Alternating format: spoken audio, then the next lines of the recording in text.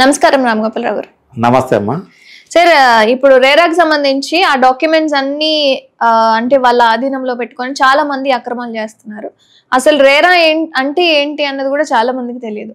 So మీ ద్వారా అసలు రేరా అంటే ఏంటి, దాని ద్వారా అంటే యూజెస్ ఏమున్నాయి, లాసెస్ ఏమున్నాయి అన్నది ఒకసారి నేను చెప్పాలనుకుంటున్నాను. సరే, ఏంటది అసలు? లక్ష్మి గారు, ఇప్పుడు రెరా అంటే రియల్ ఎస్టేట్ రెగ్యులేటింగ్ అథారిటీ అనేది గవర్నమెంట్ ఆఫ్ ఇండియా ఒక చట్టం చేసింది 2016లో.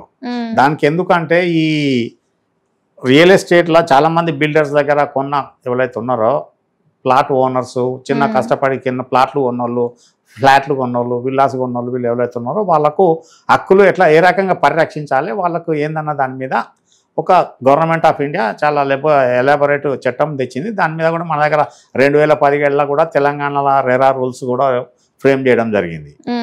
ఇక్కడ RERA real estate regulating authority అంటే ఒక్కొక్క స్టేట్ వైజ్ ఏజెన్సీ. అది తెలంగాణ వేరు, ఆంధ్ర వేరు, తమిళనాడు వేరు, యూపీ వేరు. స్టేట్ రెగ్యులేటింగ్ అథారిటీ ఉంటుంది. దానికి ఒక IAS ఆఫీసర్ అడ్మినిస్ట్రేషన్ ఉంటుంది.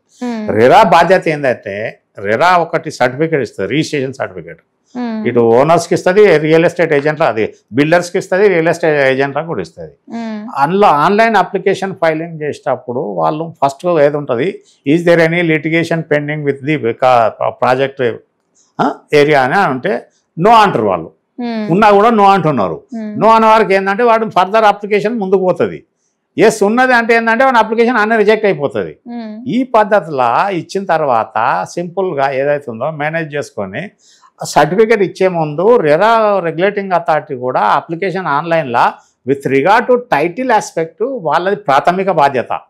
ఎందుకంటే టైటిల్ డిఫెక్ట్ ఉండి థర్డ్ పార్టీ క్లెయిమ్ ఉన్నప్పుడు అప్పుడు ఏమవుతుంది, గవర్నమెంట్ డ్యామేజ్ కట్టియాలి. రేపు గవర్నమెంట్ డ్యామేజ్ కట్టియాల్సి వస్తుంది. వాళ్ళు తెలుసుకుంటలేరు అలా.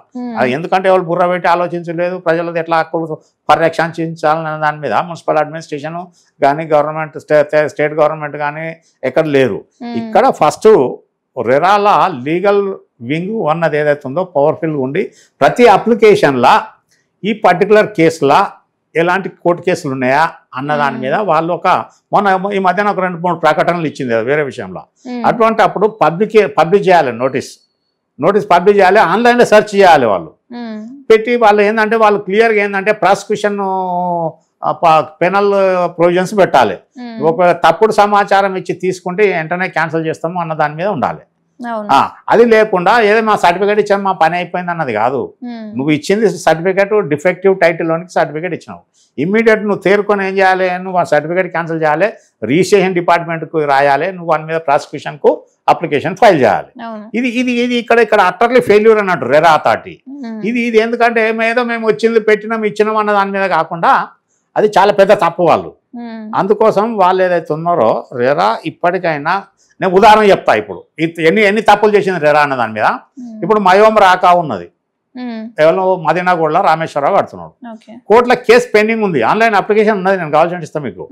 నో లిటిగేషన్ పెండింగ్ అన్నాడు, పర్మిషన్ తీసేసుకున్నాడు, ఆయనకు టైటిల్ లేదు, లిటిగేషన్ పెండింగ్ ఉన్నది, కోర్టు కేసులు ఉన్నాయి. అప్పుడు దాని మీద చేసిరు. ఇప్పుడు ఆయన పోతాడు మార్కెట్లో రెరా సర్టిఫికేట్ అమ్మేస్తాడు, అవసరపడతాడు. అల్టిమేట్ సమ్మిదలు ఎవరైతారు, విక్టిమ్స్ ఎవరైతారు, కొన్నోళ్ళు అవుతారు.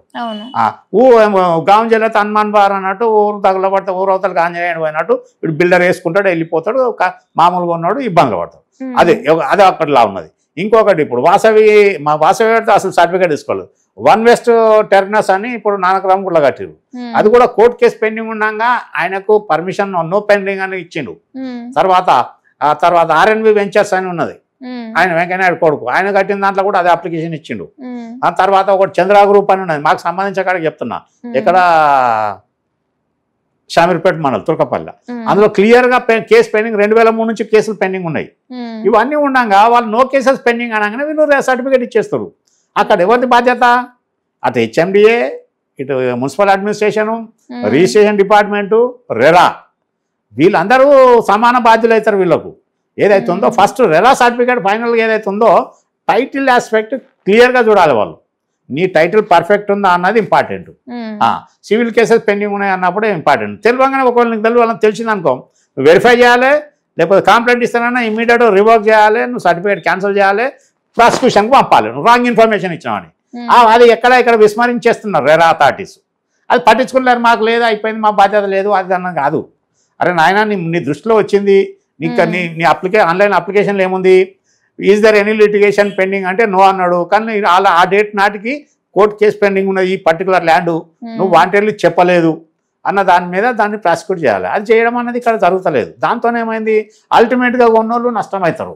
ఇప్పుడు మన ట్విన్ టవర్స్ చూడరు ఎక్కడ ఢిల్లీలో, అక్కడ ట్విన్ టవర్స్లో వాడు ఓనర్కి ఏం నష్టం జరగలే. ఇప్పుడు పాపం కొన్నోళ్ళకు పైసలు ఇచ్చారు. ఎప్పుడో 10 ఏళ్ల కింద కొన్నోళ్ళకు 800, 900, 1000 రూపాయల స్క్వేర్ ఫీట్ కొని ఇప్పుడు మొన్న కూలగొట్టి అదే వరకు ఇప్పుడు వాడు ఏం చేస్తాడు, మళ్ళా కట్టి 10,000, 20,000 స్క్వేర్ ఫీట్ అమ్ముకుంటాడు. నష్టం ఏమైనా జరిగింది, అమాయకంగా ఉన్నోళ్ళకి నష్టం జరిగింది. అందుకోసం ఇటువంటి అరాచకట్టాలంటే దీని మీద vigilance department, vigilance wing, task force, central crime station వీళ్ళకు ఏదైతే ఉందో రెరా, మున్సిపల్ అడ్మినిస్ట్రేషన్ వీళ్ళు ఫెయిల్యూర్తో ప్రజలు నష్టపోతారు, బిల్డర్ లాభం మంది బయటపడుతున్నారు. అది జరగవద్దు అంటే వీళ్ళు ఖచ్చితంగా స్ట్రింజెంట్ యాక్షన్ తీసుకుంటే ఈ పద్ధతి అన్నది ఏదైతే ప్రజలు మోసపోవడం తగ్గుతుంది. ఇక మామూలునికి రెరాకు సంబంధం ఏమున్నా తేడా ఏం లేదు కదా. మున్సిపల్ అడ్మినిస్ట్రేషన్ కూడా అంతే కదా. నీకు ఊర్లో లోకల్లో సర్పంచ్ ఇచ్చిన పర్మిషన్ టైపే ఉన్నది కదా.